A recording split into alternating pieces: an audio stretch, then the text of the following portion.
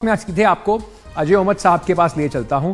Group editor हैं Ahmedabad mirror के और बहुत सीनियर जर्नलिस्ट हैं बड़े सालों से। मतलब गुजरात की राजनीति ये समझ लीजिए कि इनको जिसे अंग्रेजी में कहते हैं इनके टिप्स पर है और बड़ी बारीकी से उसको देखते भी हैं।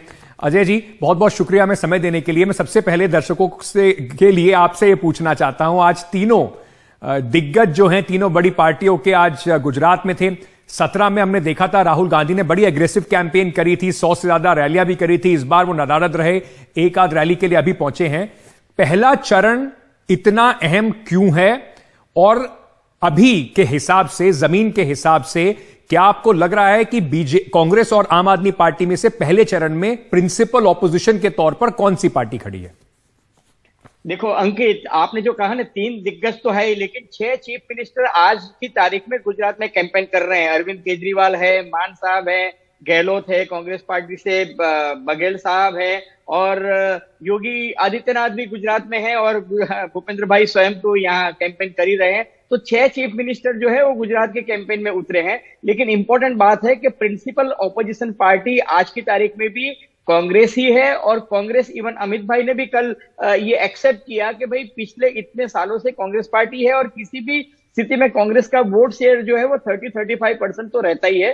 तो आज की तारीख में भी कांग्रेस जो है वो प्रिंसिपल ऑपोजिशन है। लेकिन आम आदमी पार्टी जो पहली बार आई है, जिसका सूरत का आपने जिक्र किया, तो सूरत जो है वो भारतीय जनता पार्टी का गढ़ माना जाता है। पिछली बार भी सभी 100% सीट्स पटेल अनामत आंदोलन का एपिसेंटर सूरत होने के बावजूद सभी 16 सीट जो थी वो सूरत में बीजेपी ने जीती थी। लेकिन इस बार स्थिति जो है वो काफी चिंताजनक है भारतीय जनता पार्टी के लिए, क्योंकि आम आदमी पार्टी और बीजेपी के बीच में 7 सीट के ऊपर सीधी टक्कर है। वहां कांग्रेस नजर नहीं आ रही है। मैं आज जैसे आपको बताऊं, जैसे सूरत में करंज है, कतारगाम है, कामरेज है, वराछा है, ओलपाड है, सूरत नॉर्थ, सूरत ईस्ट, ये सब सीटों पे बीजेपी को खतरा लग रहा है। और इसीलिए प्राइम मिनिस्टर नरेंद्र मोदी, जो सीआर पाटिल का गढ़ है, सूरत सिटीज को वो बिलोंग करते हैं और नवसारी उनकी कॉन्स्टिट्यूंसी, इसलिए आज वहां गए थे।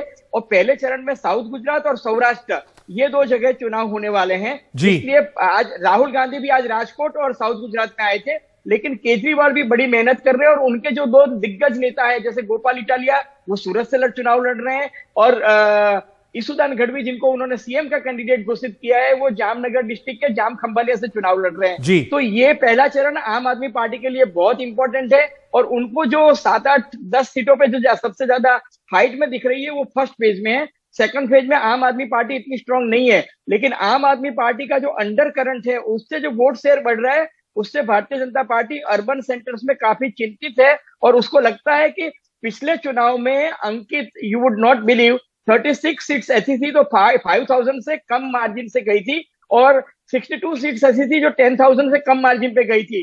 तो बीजेपी को लगता है कि अगर इस बार वोटिंग परसेंटेज कम होगा तो बीजेपी को कई सीट पे थोड़ा खामियाजा भुगतना पड़ेगा, क्योंकि बीजेपी को सबसे ज्यादा चिंता उसके बागी लोगों की है। 12 सीट ऐसी है जहां बागी खड़े, जिसमें से 7 कैंडिडेट को तो कल शाम को प्राइम मिनिस्टर ने जब रिव्यू मीटिंग ली उसके बाद सस्पेंड किया गया। ठीक है, तो ये बड़ा, मुझे लगता है कि मेरे अगले सवाल का आपने मौका ही मेरे से ले लिया, क्योंकि आपने इतने विस्तार से समझा दिया है कि पहला चरण जो है वो इंपॉर्टेंट क्यों है जनता के लिए, दर्शकों के लिए भी समझने के लिए। अजय जी बहुत बहुत शुक्रिया हमारे साथ जुड़ने के लिए और हमें विस्तार से समझाने के लिए कि पहले चरण के क्या क्या प्रमुख बिंदु होने वाले हैं और क्यों तीनों पॉलिटिकल पार्टीज के लिए ये साख की लड़ाई बनी हुई है।